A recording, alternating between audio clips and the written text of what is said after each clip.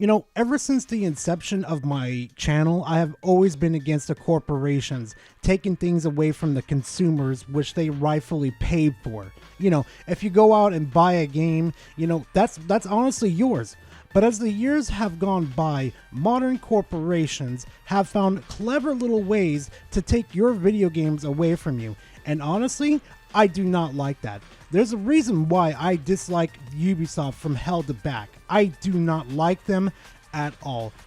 Down to my core, I truly hate corporations like Ubisoft. For example, the game that they just took off the market, The Crew, which was about maybe like a year or two ago, they took that away from paying customers. Mind you, paying customers because they didn't want to keep the servers up. And what they could have done is given the game straight to their customers and just let them play the game as much as they want. Heck, they could have made an offline mode, which is why I support movements like Stop Killing Games. Basically, if you do not know what Stop Killing Games is a consumer movement started to challenge the legality of publishers destroying video games they have sold to customers. And an increasing number of video games are sold effectively as goods with no stated expiration date, but designed to be completely unplayable as soon as support from the publisher ends. This practice is a form of planned obsolescence and is not only detrimental to customers, but makes preservation effectively impossible.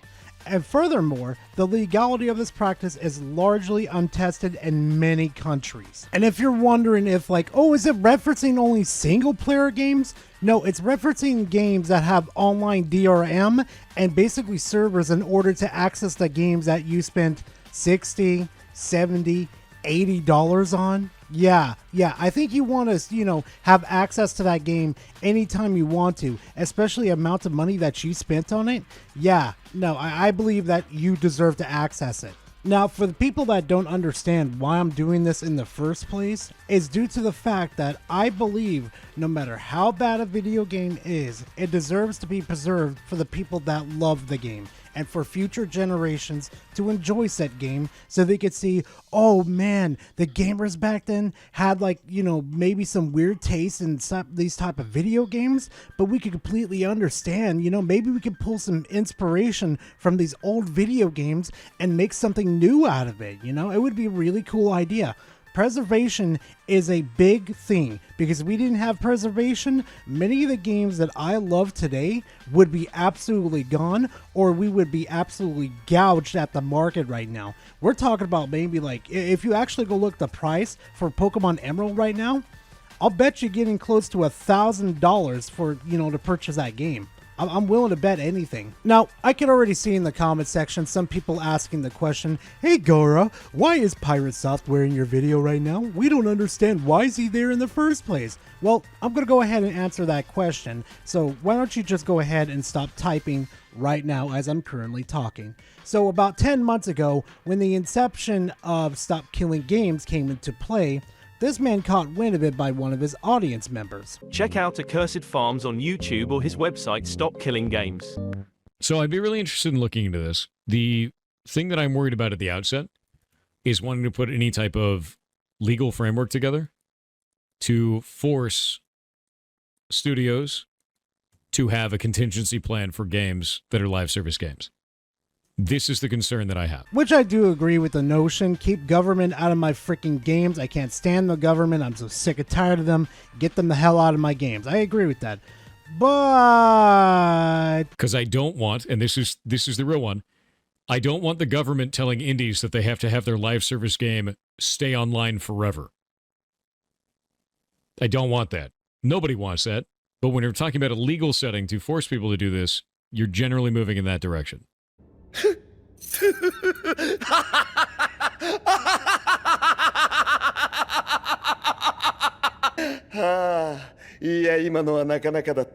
So basically, it's a way to discourage people from doing live services. Sounds heavenly to me. But, this was like a month before he decided to divulge his teeth into Stop Killing Games. And that's the video we're going to go ahead and cover. I know it's 10 months later. Gar, you're late on this one. What the heck, man? And I'm just sitting here, well, better late than never, fam. So with that in mind, that community brought me this and tried to get me to sign it. And I don't want to. number one, I can't because I don't live in Europe. But number two, I wouldn't sign it even if I could. Because I heard him first. I said, hold on. I said, hold up. Wait a minute. Something ain't right. Now, I can already hear somebody in the comment section typing, Gara, why don't you want to support his decision? I'm not signing the petition or initiation or whatever the hell you want to call it, Gara. It's his God-given right. Yeah, you're right. It is his God-given right to do that. But here's the thing, though. I want to know the reason why he didn't sign it.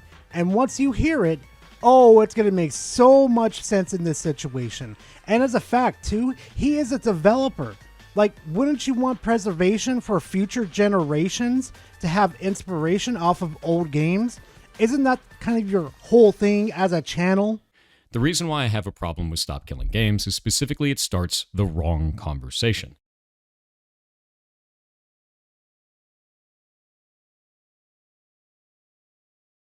Please explain to me how in any way this is not a clean-cut, clear message to everybody, explaining to everybody that this is a initiative to stop publishers from destroying video games with online DRM and online-only servers. Please explain that to me. If we're trying to kill off the practice of developers putting together a live service game, pitching it as a single-player experience, and then taking away support in the future, this ain't it. Are you kidding me right now? We did not just read the same paragraph on the same web page on the same internet access that we pay every single month. Are you kidding me right now? That's exactly what they're trying to stop doing, except they're trying not to stop them from developing it. What they're trying to do is to remain access to the games that we fully paid for.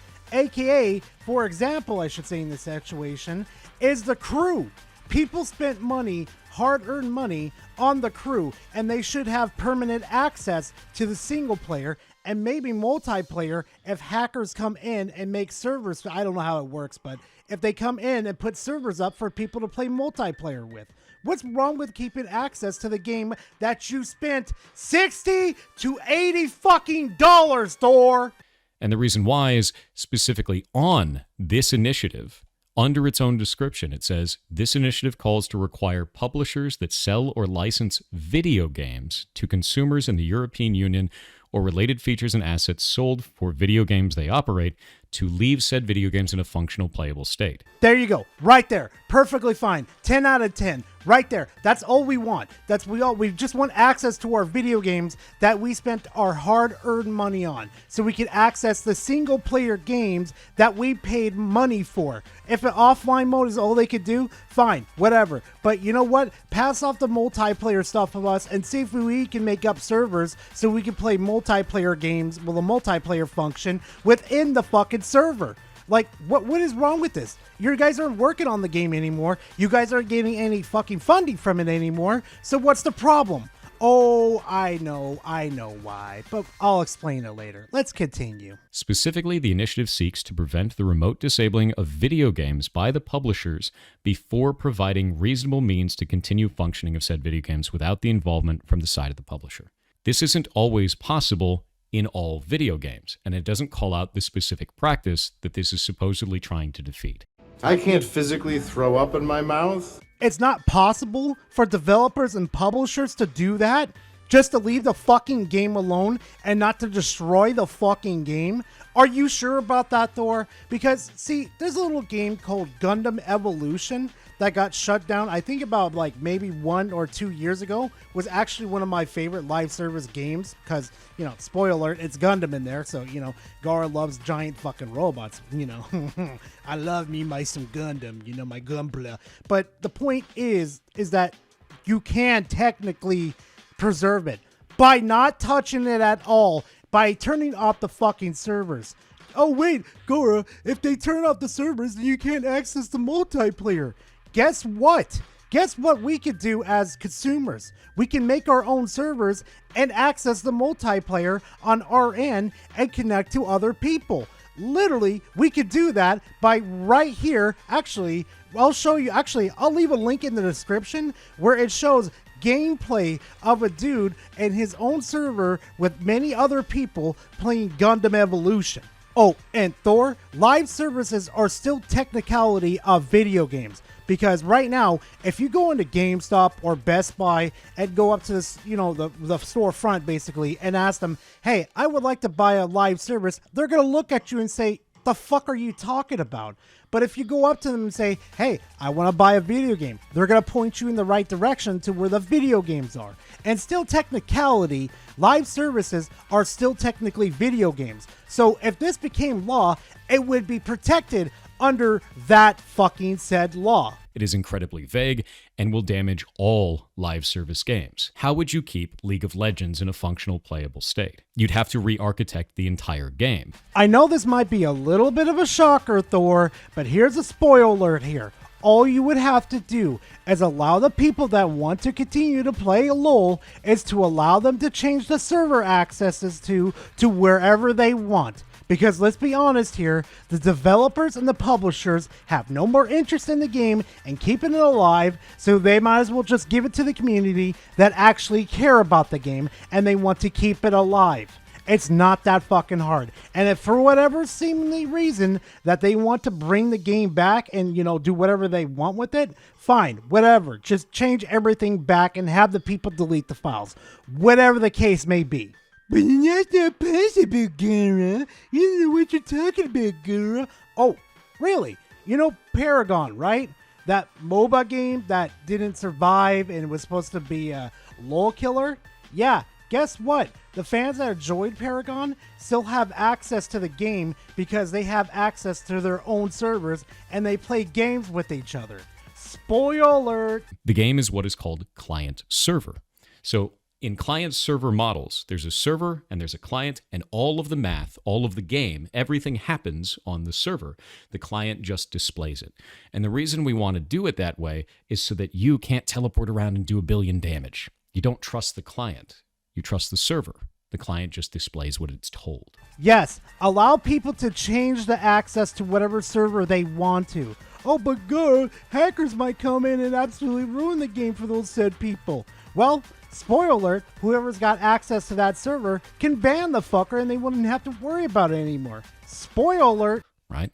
So if we wanted to re-architect this, we'd have to take all of that server logic, push it back out into the client, and somehow make that playable in a multiplayer-only video game. That doesn't make sense to me. Stop the cap. How do you not understand this? You used to be a hacker for the U.S. Department of Energy, using your hacking skills to help secure power plants. Really? Really? You don't understand this. You're a programmer, a designer, and a director. You're telling me that you have no idea? Oh, and on top of that too, you used to work at Blizzard Entertainment and Amazon Game Studios. You're telling me that you have no idea how to do this? If we're going to be putting up these types of ideas, specifically in front of government, we need to be calling out the right issues, especially if you don't have precedent set. Because now you're going to be setting precedent on something that doesn't make any sense, with people that may not understand the nuance of our industry, all in the name of saving games. Holy shit, dude. There's no way you're this dumb. There's absolutely no way how any of this can be misconstrued. Absolutely zero fucking way. You have to be an industry plant. You must be an industry plant from the big publishers here to convince us that what we're doing here is actually not going to help us at all. It's going to be misconstrued in everything. There is no fucking shot in fucking hell you are sitting there saying that these politicians are not going to understand what this petition or litigation right here is not going to be understandable. It's more like a petition. Let's just say it's a petition. There's no fucking shot in hell. I don't understand. No, I refuse to understand. You have to be an industry plant. I think the people that have made videos on you before calling you an industry plant, I'm starting to see their position now on you. Politicians like easy wins, and this doesn't require them to do much at all. And unless it involves gambling or protecting children, politicians generally don't care about video games. So this isn't of big consequence to them or most of their constituencies. I'm going to stop it there for a moment. The assertion that politicians just like easy wins, so this legislation will go through, but the politicians don't care about a multi-billion-dollar global industry and that it doesn't matter to their constituencies is incredibly absurd to me. The foolishness of that comment is so deep, I can only ascribe it to higher education. You have to have gone to college to say something that stupid. It is so easy to explain. I could just give this to my parent and they would understand, oh, they're just trying to make sure that you keep your product intact. It is so easy to understand. It's fucking believable, Thor. On top of that, too, they care. They supposedly care about a multi-billion-dollar companies fucking over developers and consumers. Where the fuck have you been for the last decade? Remember that company that you worked for? Activision Blizzard? Remember what happened to the Cosby sweeps? Remember what they did to one of their female employees? Why she ended up endgaming herself over a bridge? Remember that one?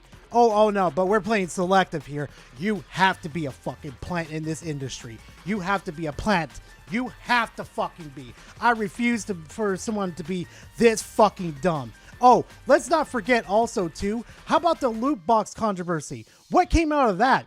We had some people working on it, but that fizzled the fuck out. Nobody gave a shit to bring it into litigation to ban loot boxes because that's practically fucking gambling right there. Oh, but they're not giving it to kids even though kids can fucking access it.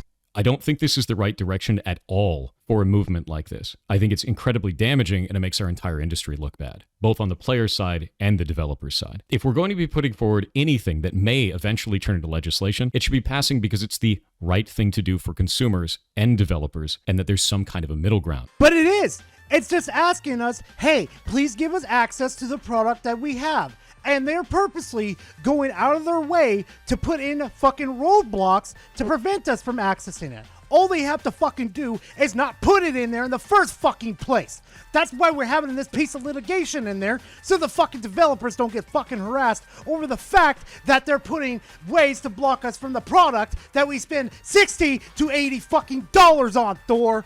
Are you fucking stupid or are you just fucking stupid? EU law is already unclear on a lot of this practice anyway. And that's dangerous. If we're going to be setting precedent, which could change the way that law works all the way down the road, then we need to be sending the right message, which this is sending a vague message that doesn't cover the actual problem. I'm going to go ahead and start skipping these because I don't understand how this man cannot understand that live services are technically video games. If you're selling live services as video games, then spoiler alert, it's a fucking video game. You know how when you buy something, you're generally allowed to keep it? In the case of live service games, in the terms of service for those, you are not buying the game.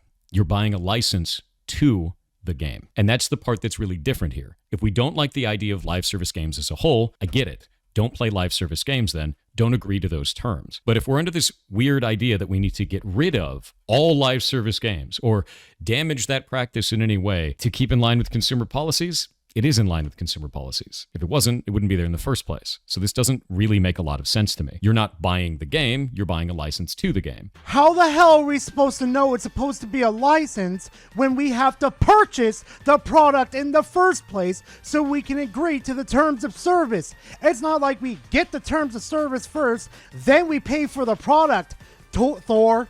Like, are you fucking kidding me?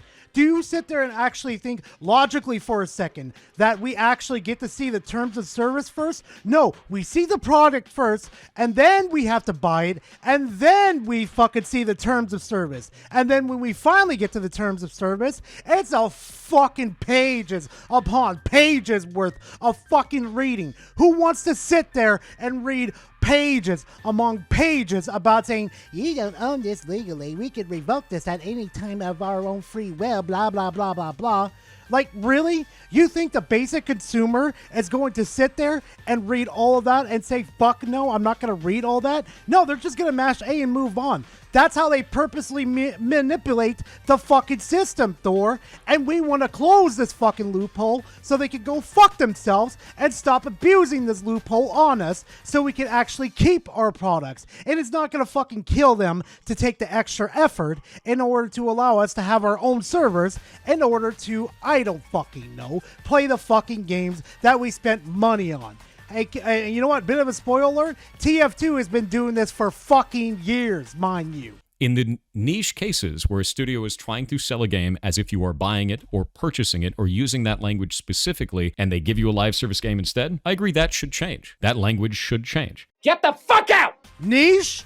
Niche? You mean the AAA companies like Ubisoft, EA, fucking Microsoft with Halo Infinite, and the many other fucking industry fucking AAA studios over here who's been doing this for a fucking decade? Thor, where the fuck have you been? Are you fucking stupid, or are you just an industry plan? Because I'm starting to lean towards industry plan if you're truly against this whole movement. That's where my mind is starting to go.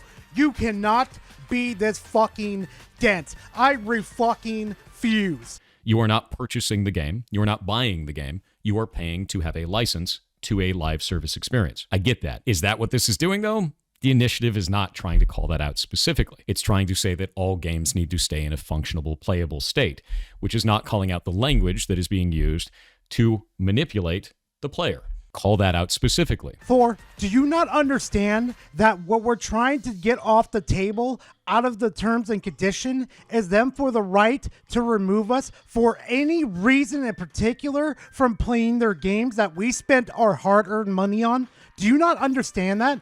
We're not saying that, oh, I'm hacking the game, I should be able to keep my game since I spent $60 to $80 on. No, what we want out of the terms of agreement is the fact that they can remove us from their fucking game at any time that they deem fit.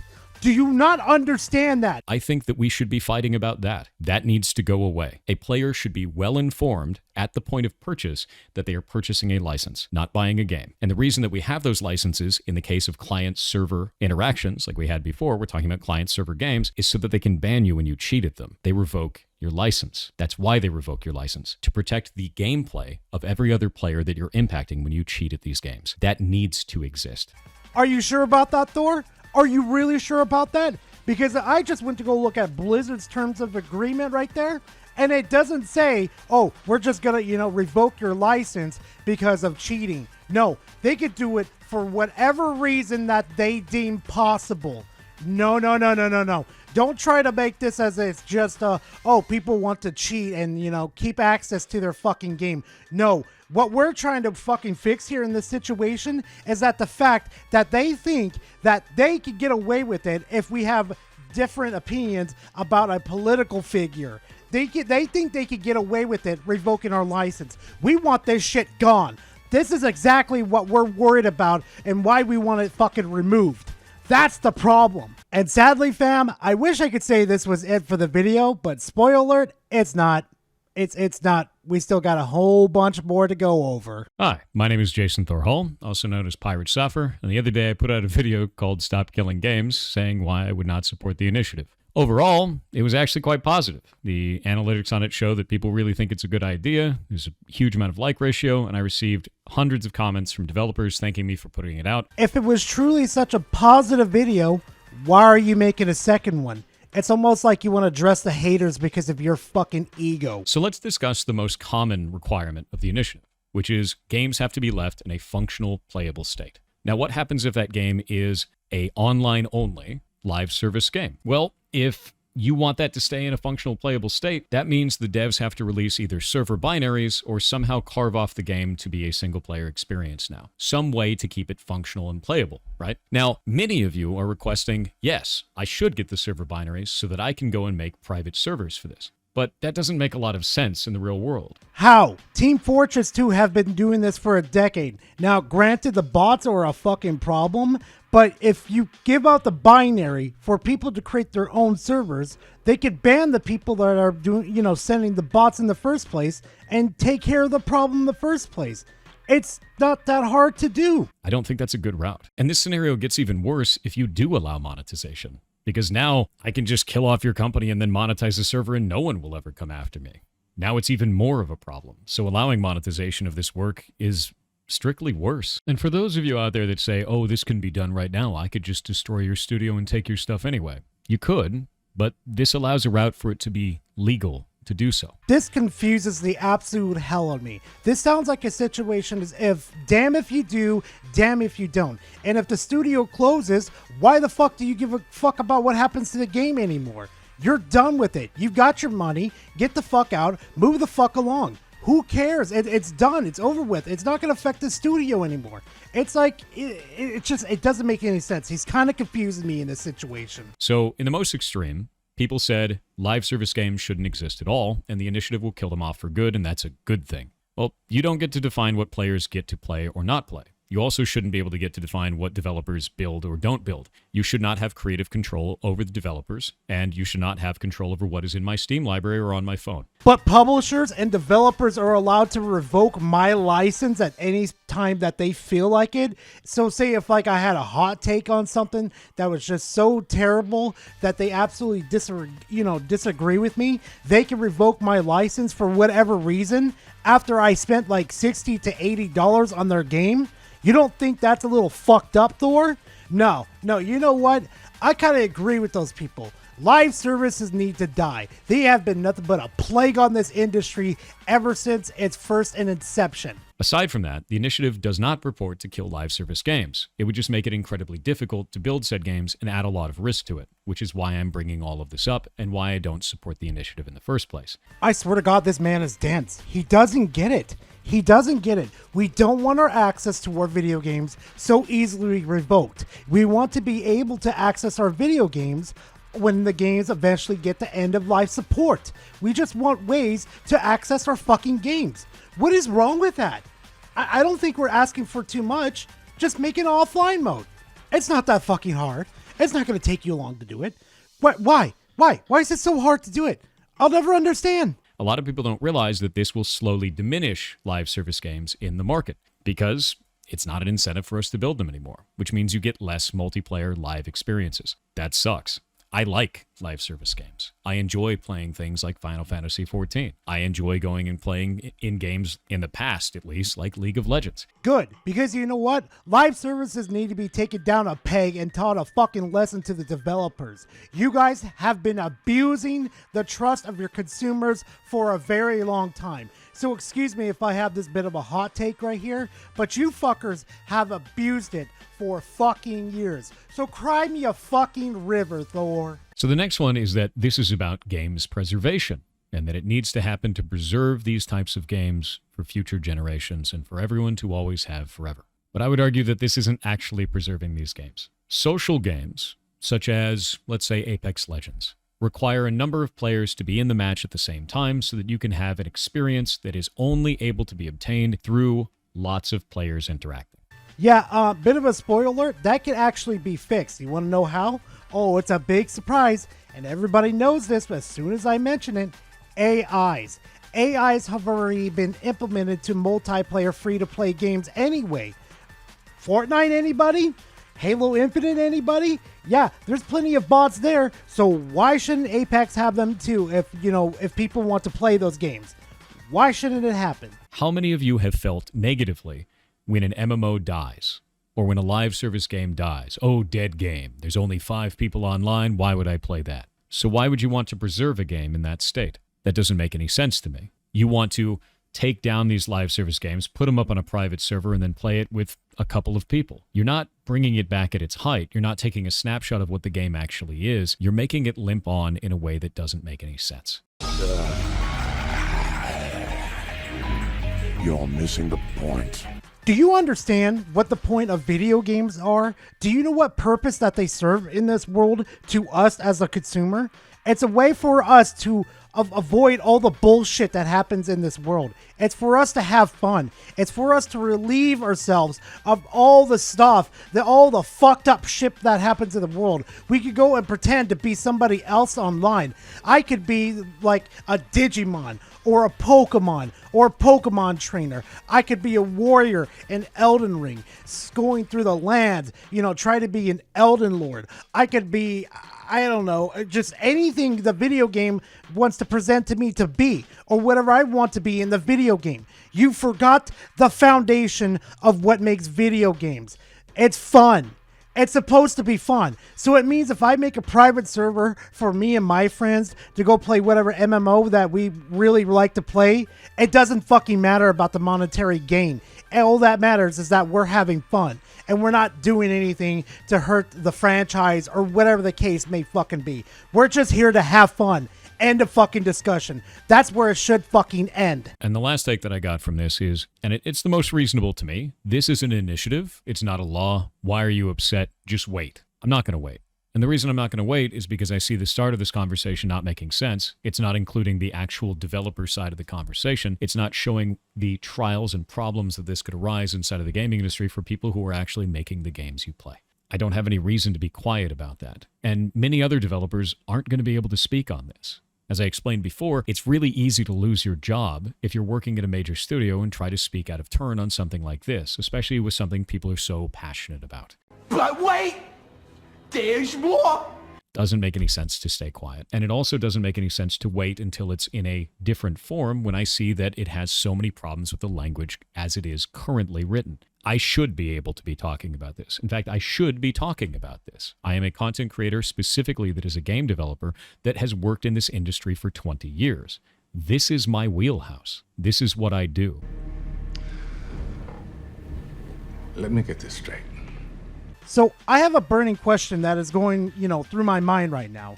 Instead of making the second video, why didn't you go to Accursed Farms and literally have a discussion with him and ask him, hey, is there any possible way that you can retract this petition and we could both sit there and work out the details between developers and consumers to where it both benefits both parties in this situation and both parties just profit. And then we could just go on our merry way and we don't have to worry about any of this. But you know what you decided to do after that second video too?